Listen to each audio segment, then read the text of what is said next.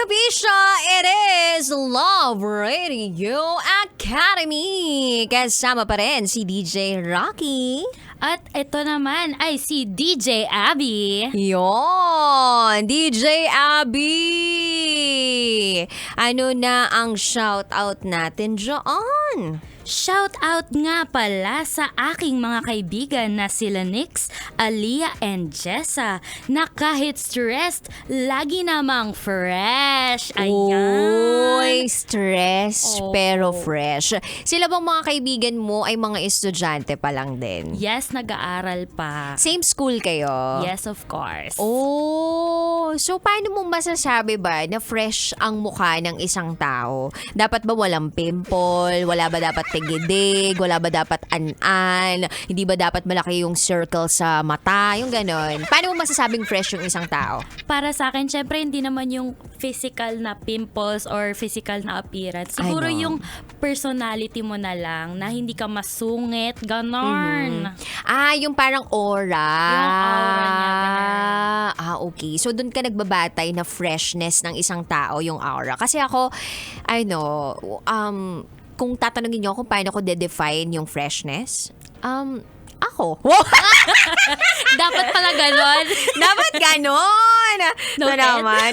Okay, pero DJ Abby, ako naniniwala ako na ang isang tao na parang feeling natin fresh, magaling lang magdala. Kasi Ayun imposible naman. na Totoo. walang problema eh.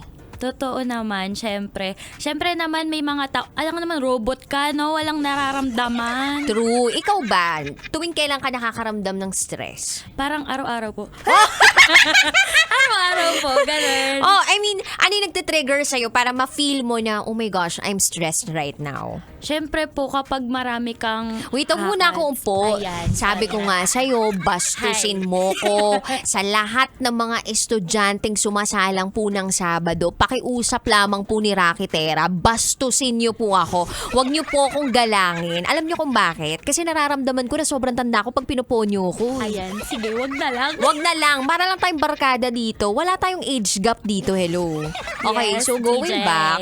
Going back dun sa ating topic, masasabi ko kapag marami na akong or stress na ako, kapag punong-puno na ako sa ACADS, ang daming sunod-sunod na requirements na kailangan ipasa. Siyempre, estudyante din, di naman may iwasan na walang mga gagawin. Kaya ayun, mapupuno ka din naman at some point. Talaga. So, pwede ba nating sabihin sa mga nandyan sa school na huwag nyo nga kaming paggawin ng ganito para hindi kami na-stress. Siyempre, hindi pwede yon. Paano naman yung mga teacher natin? True. Pero, yun nga, sabi mo nga, natitrigger yung stress meter mo kapag maraming pinapagawa sa ACADS. So, how do you fight stress? Para as a student naman, syempre, para malabanan yung stress, wag gawin. Wag gawin. Hoy, joke lang yun. Mag-procrastinate, no? Mag-procrastinate I-delay tayo. lahat ng mga gawain. Yan. Totoo Hindi. naman. Para hindi ka ma-stress, wag ka na lang Gumawa. Tama.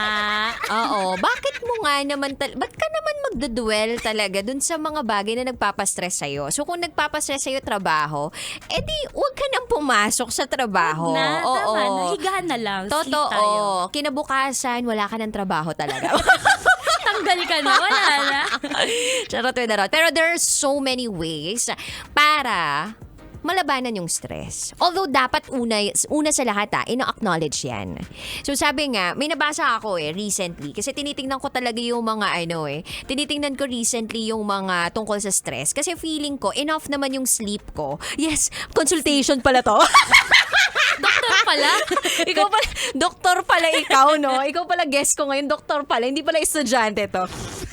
Hindi, pero eto So, recently, may nakita akong post sa social media about rest.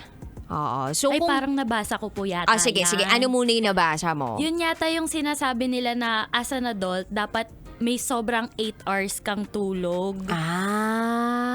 Yata. Yung ba yung sinabi dun sa'yo? Opo, yan yata yun. Kasi ang na-realize ko, alam mo ko ano? Dapat may rest ka kasi baka tuluyan kang mag-rest in peace. Oh my God. 6 feet under na bigla. Yes. Pero ito yung sabi.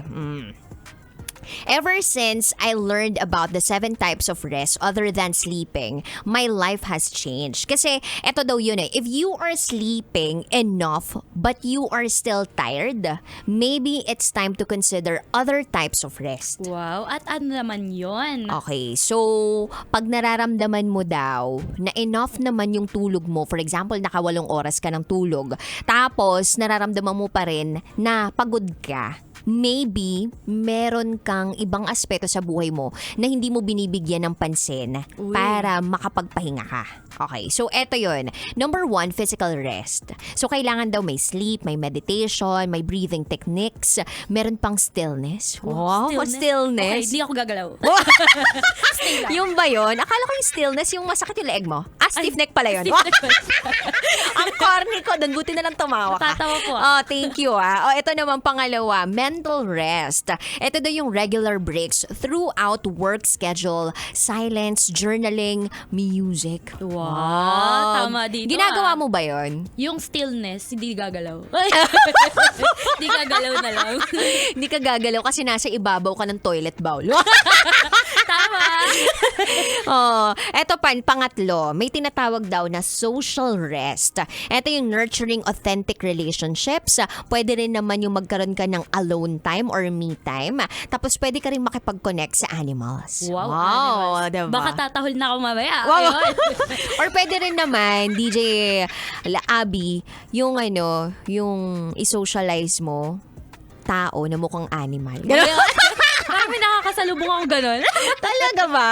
Pero meron ding sensory rest, turn off devices. So sabi 'di ba merong disconnect to connect. Yan. And 5th, spiritual rest. Ito daw yung meditation, gratitude, prayer. 6, emotional rest, no to people pleasing, expressing emotions, therapy, journaling, and yung pang 7, creative rest. Ito daw yung parang magbakasyon ka, ayan, yung pumunta ka ng mga gubat-gubat, ganyan, maglaro ka ng badminton, volleyball, mga ganon.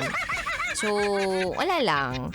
Ano lang to, parang napakagandang sabihin sa lahat ng mga kabisyo natin na overachiever or parang sobra na silang magtrabaho, sobra na silang Siyempre. mag-aral, lahat na lang talagang iniisip nila.